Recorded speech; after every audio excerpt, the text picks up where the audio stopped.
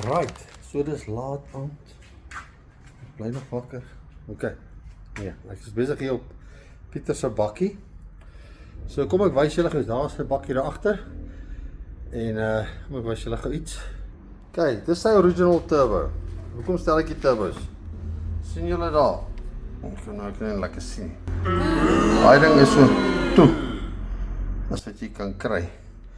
Ek gooi nou so 'n bietjie skade weer, maar daai ding is so toe. En dit veroorsaak dat hierdie goed probleme gee. Wel, dis een van die redes hoekom hierdie goed probleme gee. Want dis te toe en hierdie actuator het rigting, maar hy het ook nie regtig rigting nie. Okay. So daar is sy nuwe turbo, ge-upgrade alles, reggestel klaar, nuwe alles. Daar is sy boostpype, sy airfilter sal ek nou insit. En ja, soos julle kan sien, haal hy nou af.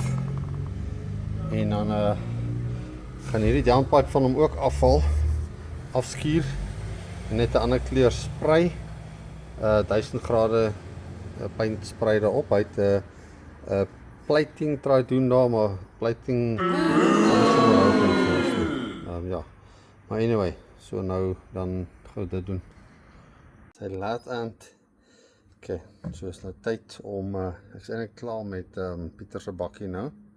Weet nie so laat sit nie. 21:25. Okay, so is tyd om te start. Kom ons kyk.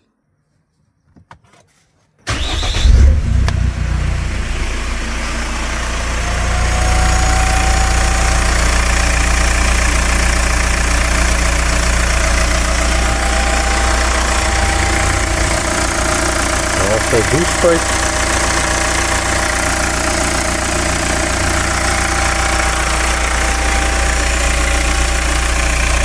Flow filter is in, van nou kyk.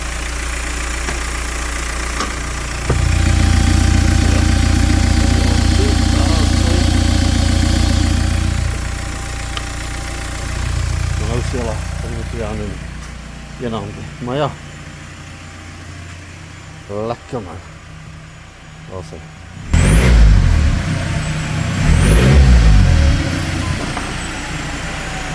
Heel nice. Pieter, reg is jou bakkie my maat. En stage 1, high flow filter, boost pipes, EGR gedoen, reggestel. Nice.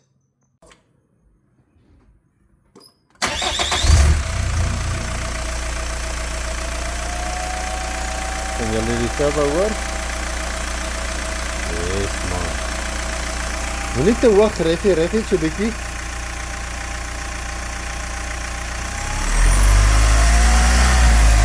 Ref los.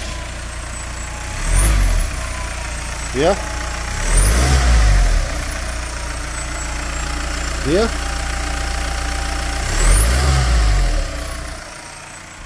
Nee, ik ga achter zit. Ja. Ja.